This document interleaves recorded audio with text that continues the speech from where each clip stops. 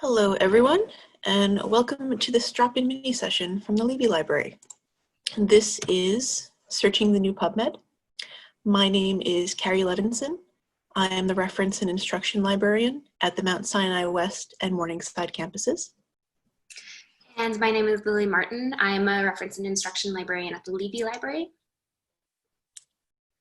So today, we are basically just talking about two big things. So we're going to be talking about the new and enhanced features for the new PubMed, and we're also going to give you a nice demo of the existing and new features of PubMed.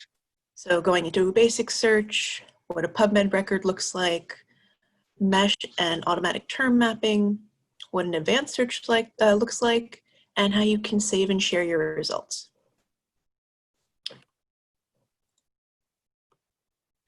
So the reason that the National Library of Medicine, so that's what that NLM is, decided to get to a new PubMed is because they wanted to make it into a more modern hub that could be more intuitive, that was faster, and that could really connect people to the most reliable and best sources of biomedical information. So they rebuilt the entire PubMed infrastructure, most of which is behind the scenes, so you won't see that, but it allows for the future sustainability of PubMed and other NCBI sites. So PubMed has, the new PubMed has the features that you rely on. If you have used PubMed before, these features have not gone away, but they've been added on. There are new ones that have been added on. So you still have the advanced search, you still have search details, you still have things like filters and the clipboard. All of those things have stayed the same, except they might look a little bit different, or they might be in a different location. We're going to look at those in the demo part, but rest assured that they aren't lost. There are, of course, new features in the new PubMed, and these really help make the navigation better, make the output, what results you get, better. The new PubMed has a cleaner look. It's more intuitive, it's easier to use. It has a responsive design because more than half of PubMed's traffic now is mobile users, so they've updated the design so that it's optimized for mobile searching and viewing. You can take a look at abstracts on the results page. You can cite in your preferred format, which is a really nice feature. You can get data sets that are associated with studies by using a new filter. And you can also share with your colleagues and networks via social media or permalink. So these are just some of the new features that make a better experience. There's also enhanced retrieval. So there are better sensors. So if you are looking for a specific citation, it retrieves it in a better way. There's added synonymy, including plural forms. If you weren't sure whether you were using a British or American spelling for something, now it doesn't matter because PubMed will find that for you. And there's now not a limit on truncation. So all of these things can be seen more clearly in the advanced search. So when we get to that, you'll be able to see a lot of these. Best match is now the default for the new PubMed, and using that brings the most relevant results to the top of your search results. So far I've been sort of going about this as if everyone here has used PubMed before, but some of you might have not. And for those of you who have used PubMed, you might not really know the structure behind it. So we're just going to talk very briefly about what PubMed is and what Medline is. And as it says, while we're at it, what PubMed Central is. So PubMed is a database, and it's a citation database of over 30 million biomedical articles. Once again, this is maintained by the National Library of Medicine. And Medline is a subset of PubMed. It's the largest subset, and it contains over 27 million citations that have been indexed by the NLM. And the indexing has put medical subject headings, which are also called mesh terms, on these records. And PubMed Central is a separate database that has full text. So it has 6 million citations, and the full text that's in it is free, is completely free. You don't have to sign in or have a subscription or anything. And this content is searchable in PubMed. So you might be asking, what is the difference between the 27 million citations in Medline and the 30 million citations in PubMed? And so what is in that 3 million that doesn't overlap? And those are basically records that are in different stages of being processed for Medline. So eventually they will become part of Medline. There's a small number of citations for articles, books, and reports that are not in Medline and are not going to be in Medline. So things that are in the NCBI bookshelf and other records like that. PubMed Central also contains author manuscripts that have been submitted in compliance with the NIH public policy mandate. And all of this is basically what PubMed is. If you limit your PubMed search to mesh terms or the Medline subset, you're only going to see Medline citations in your results. And this is okay sometimes, but in a lot of situations, you want also to have keywords in addition to mesh terms so that you are grabbing everything that PubMed has in it. So now that I've given you some background, Lily is going to take us on the new PubMed in real time. So now I'm going to turn it over to her so that you can see how this all works. All right, thank you so much, Carrie, for the brief introduction. So as Carrie said, I'm just going to do a brief demo of the new PubMed in the next 20 minutes or so. And I'm hoping to leave some time at the end for questions if anyone has them. So the thing I like to start off when taking a look at PubMed is to let people know that you should be accessing PubMed from the library homepage. So as you can see, we're on the library homepage right now. And down under popular tools, PubMed is the first one linked. And the reason why you want to specifically use this link is it will connect you directly to our library holdings. As you can see here, there's a little bit that gets added onto the URL at the end. So sometimes I have it bookmarked just so I don't have to go through the library homepage every single time I'm searching PubMed. However, whatever works for your workflow is the best. So I invite you to bookmark it or just go through our website each time. So I'm going to start out with just a very basic subject search. And when you're starting out in PubMed, I would say it's best to just keep it really simple. I'm going to use the example of gut microbiome allergy. Just to search a very simple phrase to see what PubMed does. And before we get into kind of like what this search is finding for you, I just wanted to draw your attention to a few new things on the search results page. As you can see, the default sort order is best match. That's kind of PubMed's PubMed's relevancy algorithm. You can change it to most recent or by publication date, but this kind of ensures that you're getting all of the most relevant results in the first couple of pages or so. I also like to change my display options to abstract because I think it really does make perusing the results a lot easier and faster. as we're on this page 2, I just wanted to quickly go into one citation just to see what's in here. It's going to have the same full text links that we had in the old PubMed, as well as some different navigation styles, social media sharing options, and this nice cite feature that allows you just to take, take that citation directly from the PubMed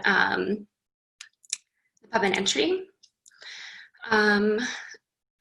A couple more important things that are good to know about are the similar articles that PubMed automatically finds for you on each record that you have. It also shows you who has been citing the article in PubMed Central, and then gives you some more kind of like advanced stuff. These mesh terms will be more relevant when I go through mesh in a minute, as well as just some other links that you might want to take a look at when you're looking at an article.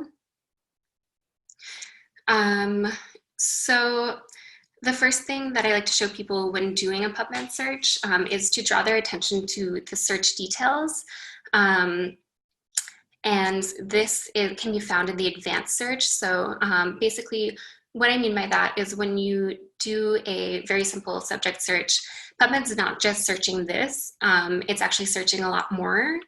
And you can see exactly what is happening behind the scenes if you go down to advanced search and then find the history and search details section here. So as you can see, there's a lot more going on behind just this like simple phrase. What's really great in the new PubMed is it gives you kind of separated translations. So it recognizes that gut microbiome is like one concept that you're searching, and that allergy is a separate concept. On top of that, you can see that it has search specific mesh terms for you, as well as variations in the words. And what's important about, always checking the search details once you do a search is to keep in mind that sometimes PubMed, it's just a database, so it doesn't know exactly what you mean. So it might accidentally map to a mesh term that's not entirely relevant. I know a good example is when you search nursing, the mesh term that comes up for nursing is breastfeeding, and also nursing, the profession. So if you were searching for nursing as the profession, you might find that you're getting some weird articles on breastfeeding that aren't necessarily relevant. And this would be the reason why, because PubMed does this automatic term mapping where it maps to the most appropriate mesh term, or in best case, it matches to the most appropriate mesh term.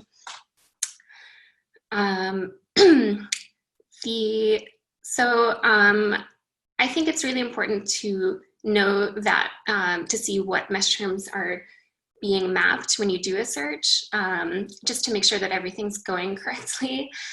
And just in case you're not familiar with mesh terms, mesh, as Carrie said, I believe she said earlier, stands for medical subject headings.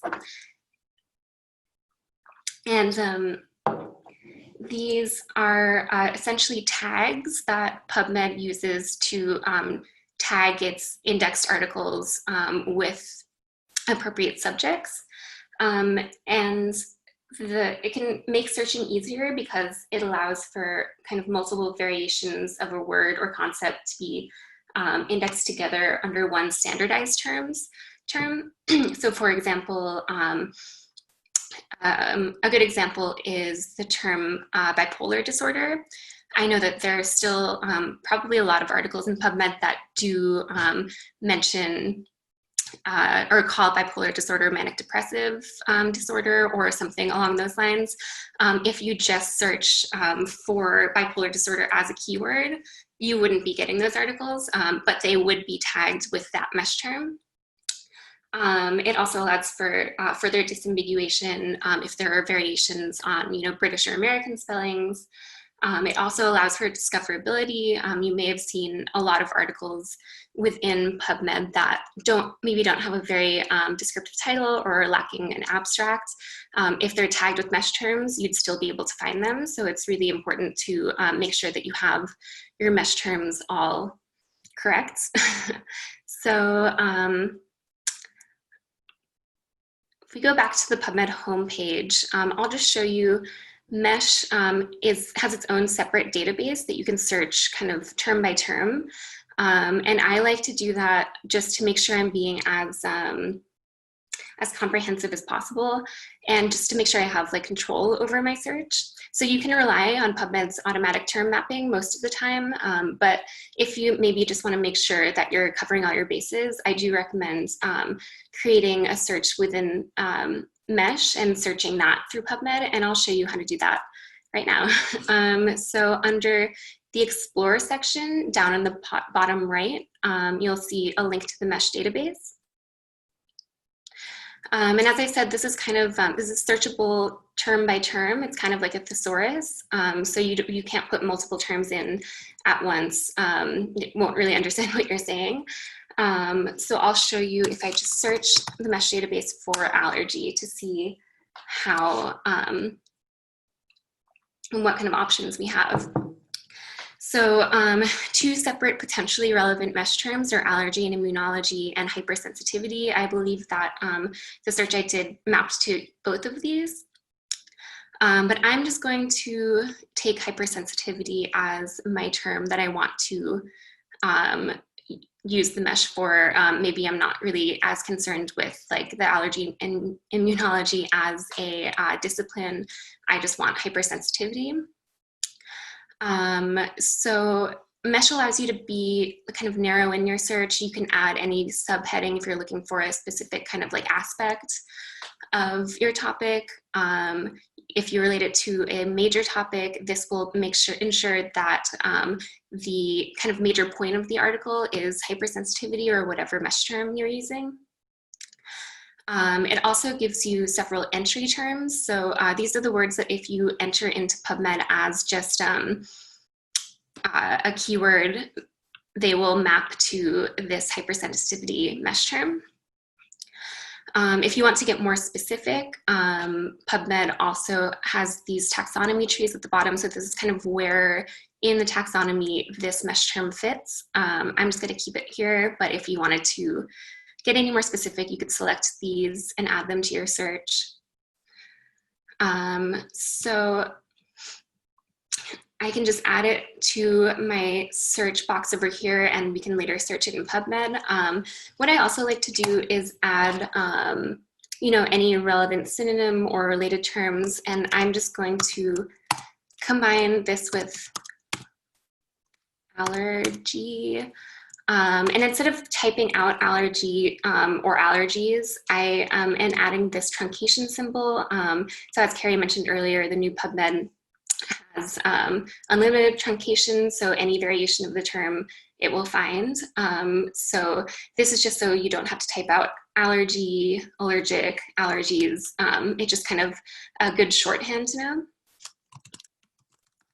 And I'm also going to type out hypersensitivity. I'll add a truncation to it also, so we can have hypersensitive, hypersensitivity, any variation. And I'm adding these with or. This is what you want to use to combine like terms and synonyms. And you can continue to build this out. Just for my purposes now, I'm going to search this line. And as you can see, there's quite a few results because this is just kind of one kind of arm of my search. The other arm that I wanted to also build out a little bit more comprehensive search of is the gut microbiome portion. So what I'm going to do is later on add my searches together in advance, but now I'm just going to go back to the mesh term, the mesh database, and search for my second term. As you can see, there's a ton of entry terms for this. I'm not going to use all of them, but if you want it to be super comprehensive, you could take a look at what the other terms PubMed recognizes for this mesh term are.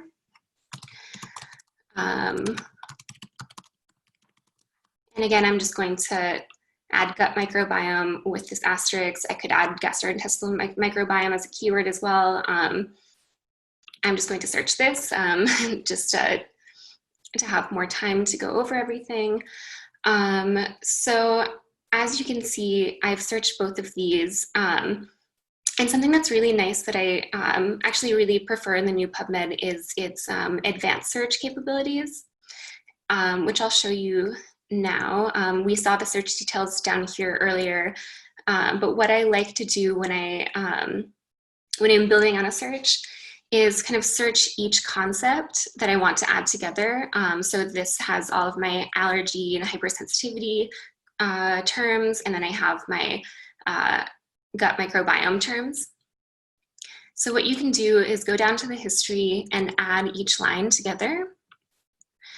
I'm going to add this with and because I want any articles that talk about hypersensitivity with this second term, gut microbiome. And just a word on building out searches. I really like how the new PubMed kind of does this automatically for you, but you could also just type this in the search bar as well. Just make sure that all of your synonyms are kind of enclosed in parentheses here. So then I will run the search. And you can see that's still a decent amount of results, but it does drop it down a lot. If you wanted to narrow in your search even more, what you can do is add any of these filters on the side. I think that it's kind of cool the new PubMed has this timeline you can drag. So say you want just the last couple of years of literature on this topic, you could drag it to 2018. And it also kind of allows you to see trends in the literature as well. I don't really recommend using the text availability feature because that may potentially limit any results that we indeed do have access to.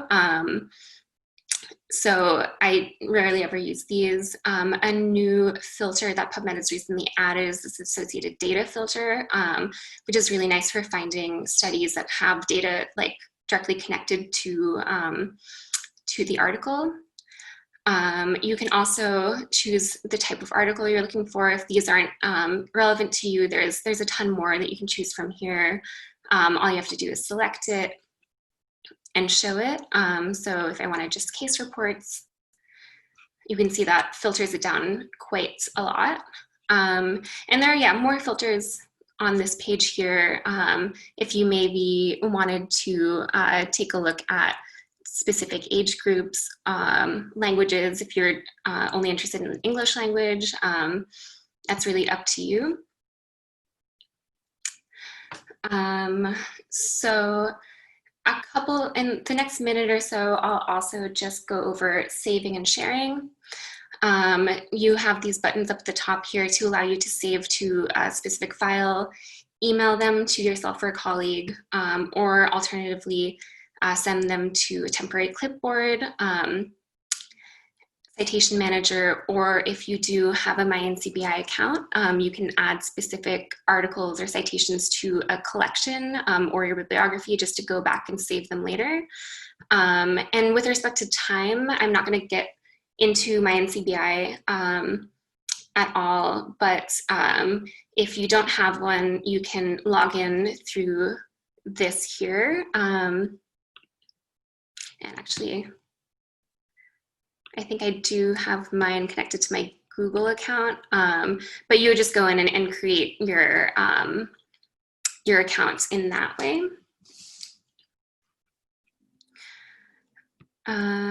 So that basically, I want to give everyone a couple of minutes at the end to just go through questions, but that is my kind of short demo of constructing a search in PubMed. I wanted to just take a second to raise your attention to our further drop-in mini sessions that are happening up through August now. So you can see we have quite a few scheduled. I'm very excited about them. And these will also be 30 minutes, except for this one, conducting a literature review. And you can sign up for these where you signed up for this session on libcal.mssm.edu. So I invite you to take a look at our other offerings that are coming up. So I haven't been taking a look at chat, but I wanted to ask if there are any questions. We can give it a minute for people to write out any questions they have. Yes, I have one.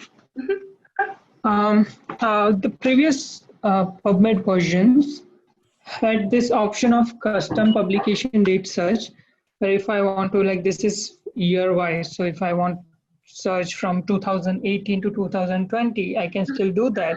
But if I want from mid 2018 to up to the present, so it had a previous option in the previous PubMed version. So do they have it in the newer version as well? Yeah, so you have the option of filtering that, like, once you do search, but I actually did not show this. And let me take a look. Okay, so my screen's still shared. So let me clear all of this. What you can do in the advanced search, and this is actually an important thing to know as well, you can change the field that you're searching. So say, yeah, you wanted to select publication date, you get this, this date option. So you can put in very specific, yeah, we can say like 2018. If you wanted to put it down to like a month or a day, you could also search that, and that allows you to search to the present. Wait. And I have one more question, if you won't mind. Oh, sure. Yeah, so once we do a search, actually I'm using a software which is like Covidence for the systematic reviews. And they just take all the citations either in XML format or RIS format. So once I save my search, how can I export that in either of the one format? Yeah, so what you can do is, I think the easiest thing to do, oh yeah, so you can either send it to EndNote and then upload it from Covidence to Covidence from there. But what you can also do is you can select to save all of the results to a CSV file, and I believe that should work. Okay. But if it doesn't, please get in contact and we can help you. Sure. Thank you. You're welcome. So are there any other questions? So since there are no other questions, I also just wanted to leave a couple of these resources to help you if you go through PubMed and realize that you're unsure how to do something specifically. We have the PubMed user guide with FAQs. And also, as always, feel free to ask us via chat, email, or phone. You can also email us at refdesk.mssm.edu. And if there are no further questions, thank you so much for attending today. We're happy to help, so feel free to reach out at any time. Thank you.